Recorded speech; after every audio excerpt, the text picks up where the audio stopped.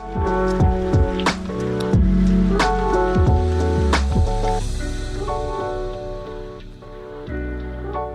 my name is Matthew Pfeiffer with mattpfeiffercoaching.com. Welcome to my YouTube channel. On this channel, I create videos about toxic, narcissistically abusive relationships and self-development. And if that's something that you're interested in, make sure you hit the subscribe notification and the bell notification so you're notified each and every time I upload a new video. I upload new videos on this channel 5 days a week, Monday through Friday.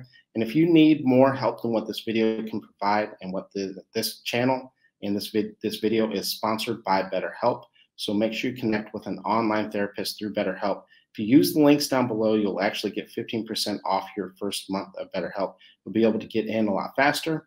It's also oftentimes more affordable to connect with an online therapist. With all that being said, let's get into today's topic. So today we are talking about the impact that emotional abuse has on you. So one of the things that happens quite often is that people think that as long as you're not being hit, and you might even hear that from people who are abusive, well, at least I didn't hit you. Or you'll hear this from other victims. Well, at least you weren't hit the way that I was. And oftentimes we begin to downplay the things and the effects of emotional abuse, not realizing that it can actually have just as much or even more of an impact on you long term. It's oftentimes overlooked. And when we overlook it and when we hear these type of things like, well, at least you weren't hit, well, at least they're not doing this, you might even hear that from family, especially if you're being taken care of by the person who is abusive and they have a lot of financial pull and a lot of financial control. You might hear those type of things.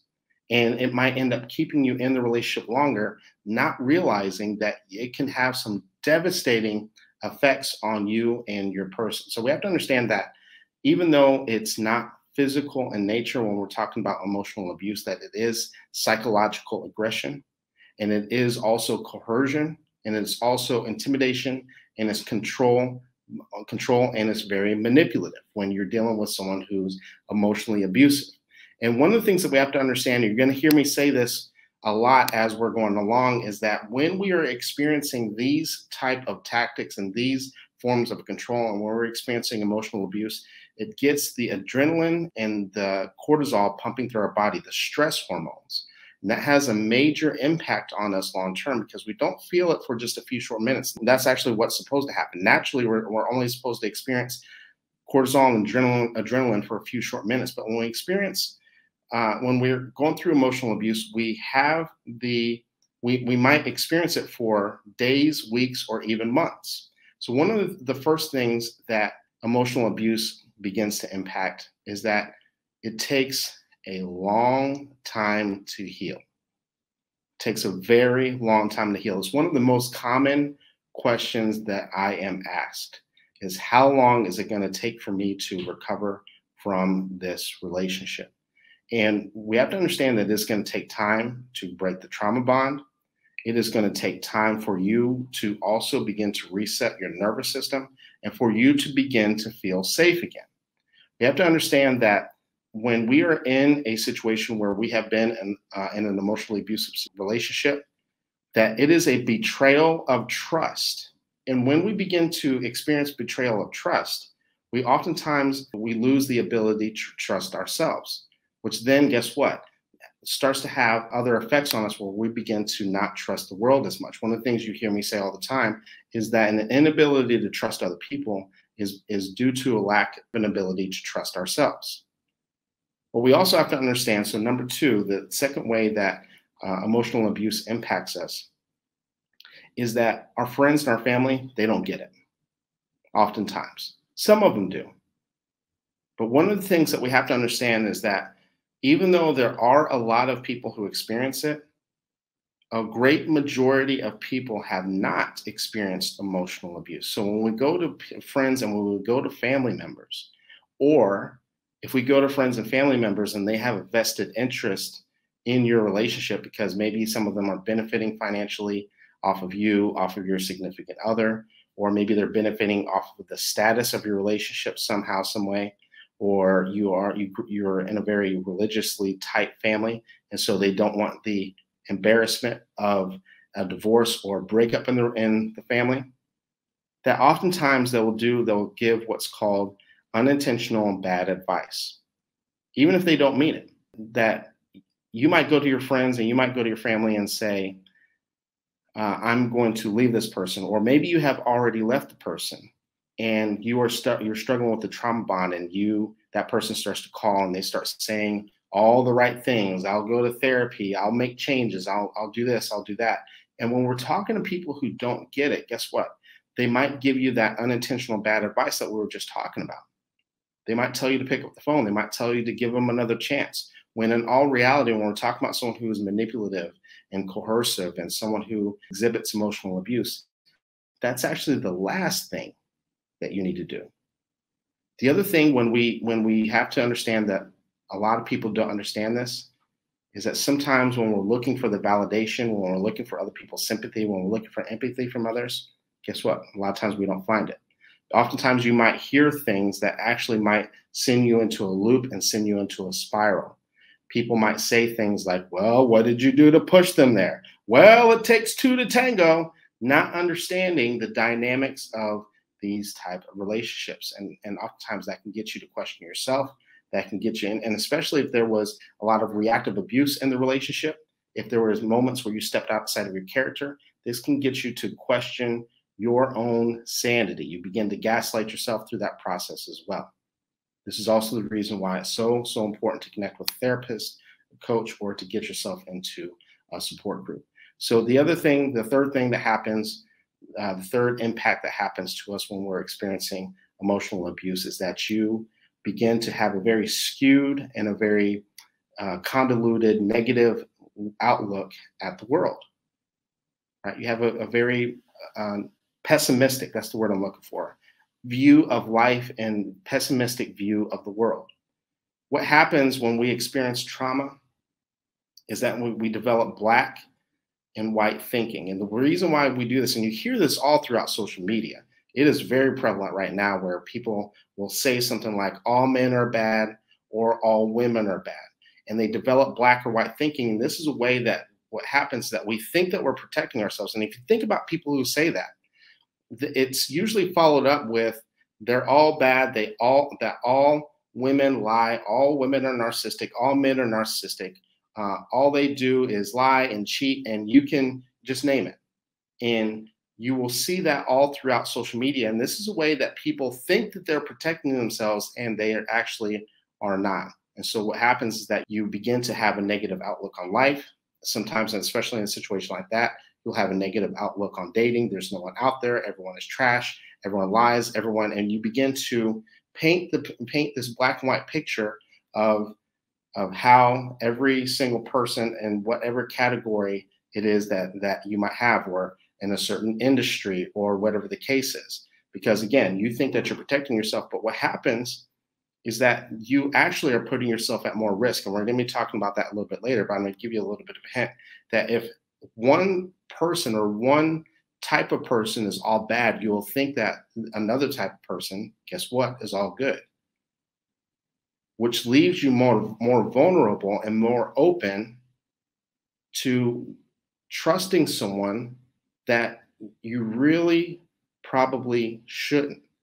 Because what we also have to understand is that everybody has good and bad in them. Everyone has their own levels of red flags, so to speak, right? And so when we're entering back into healthy relationships, when we understand that, and that's the reason why it's so important to set boundaries and to find people that we're able to communicate with, and find people who are working on themselves, because we understand that everybody has their own flaws, even yourselves, even myself, and even you who are watching this. So the other thing kind of goes hand in hand with what we we're just talking about. So the fourth way that emotional abuse begins to impact you is that you have a very pessimistic view of yourself.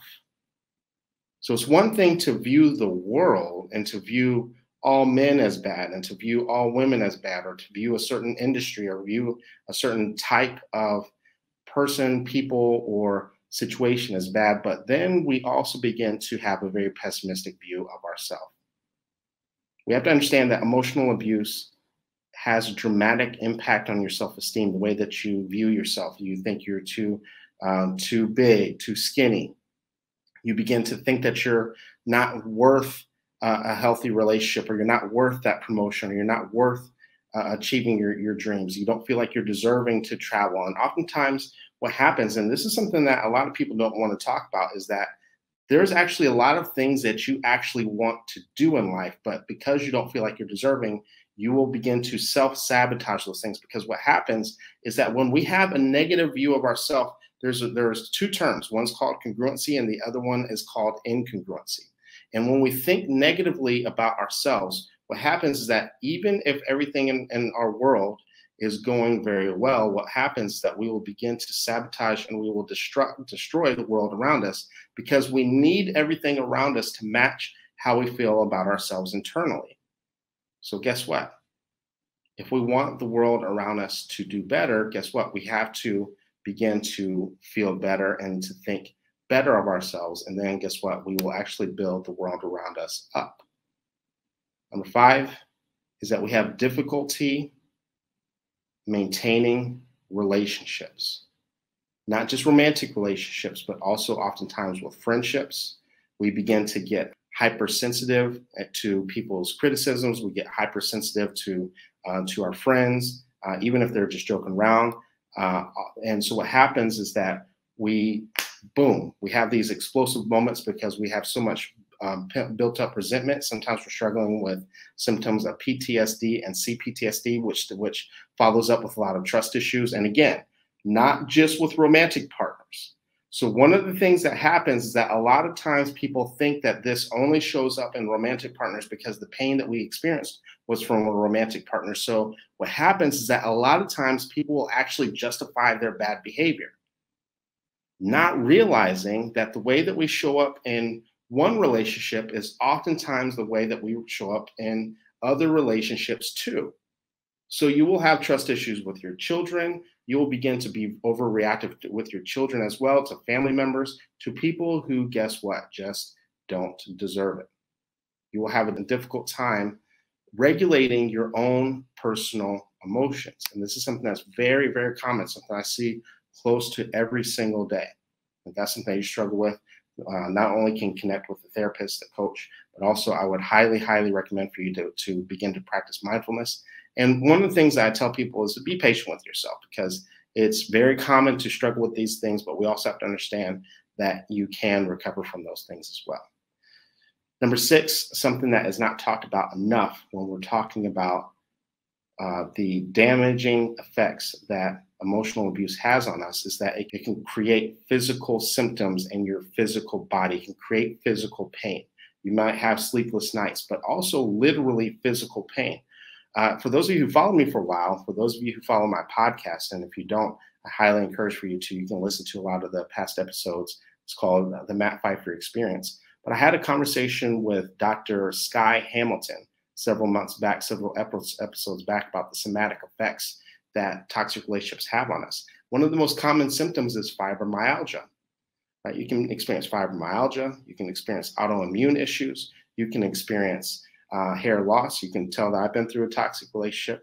You can experience insomnia. You can experience depression and all sorts of things. Because one of the things, and to go back to what we were talking about in the opening, is that cortisol and adrenaline start pumping through your body throughout the process of the relationship. And so we're only supposed to experience cortisol and adrenaline for a few short minutes. The stress hormones that we experience are to help us get out of danger in situations like that. But when we are living in danger in a toxic relationship, we can experience those hormones for days, weeks, or even months, which then begins to have very long-lasting effects on us, on our physical body. We get sick more often. And so it's important for us to understand that, because it's not like those things just go away overnight whenever you leave, and whenever you leave that situation. And so it's important for us to begin to be very patient with ourselves and to understand why we might be experiencing some of those symptoms. Number 7 is that we begin to pull away from people. We don't like asking for help. We begin to develop a lot of over-independence, hyper-independence. We won't ask our friends for help. We won't ask our family for help, even if we desperately need it. We would rather be homeless than to ask people to crash on their couch, or to, we don't want to be vulnerable with people. We have to understand that this is very, very unhealthy. As much as you hear people talking about getting away from unhealthy and toxic people, we have to understand that we need people all at the same time. Yes, cut off abusive, toxic, unhealthy people. But nobody, I don't care who you are, you see all over social media, I don't need anybody, I don't need this, I don't need that. Yes, you do. Period. Yes, you do. We all do. We all need help from time to time. Nobody can do it by themselves. And even if they are, guess what? They are struggling maintaining it. It's too stressful. Nobody can do it. That's not just me saying that. This is research, right? There was a study done by Harvard, I believe it was in 2015, that our life, on whether or not we are happy, whether or not we're fulfilled and satisfied in this life, is all predicated on our ability to maintain healthy relationships around us. So yes, cut out unhealthy, toxic relationships, but we need the ability to be vulnerable with people, to ask for help, to decompress with other people, to talk about, to vent, right? We need other people. We are wired to connect to one another. So the last one is that when we don't begin to heal, it is more likely that we will enter into another relationship like that. So it's important for us to understand and to begin to heal, to begin to process what led us into that relationship, to understand why we stayed in that relationship for so long. This is not a victim blaming session. One of the things that you hear me say all the time is that the abuse that happened throughout the relationship is not your fault, but the healing is 100% your responsibility. We have to understand that when you don't begin to heal, you can also become abusive towards other people. And that's something that's not talked about enough, is that the victim in a relationship can become an abuser in another relationship if you don't begin to heal. Does that make you a narcissist? No. But it does make you someone who is struggling with unhealed trauma.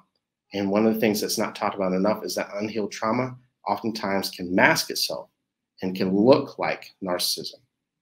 And so it's important for us to become aware, to understand that that is a possibility. And so we need to make sure that we take care of our own wounds and we take responsibility for our own healing. So thank you very much. Again, my name is Matthew Pfeiffer. If this video connected with you, make sure you subscribe, make sure you like, make sure you hit the bell notification. If you need more help than what this video can provide, make sure you connect with a therapist down below. You can connect with an online therapist through BetterHelp. This channel is both sponsored by BetterHelp.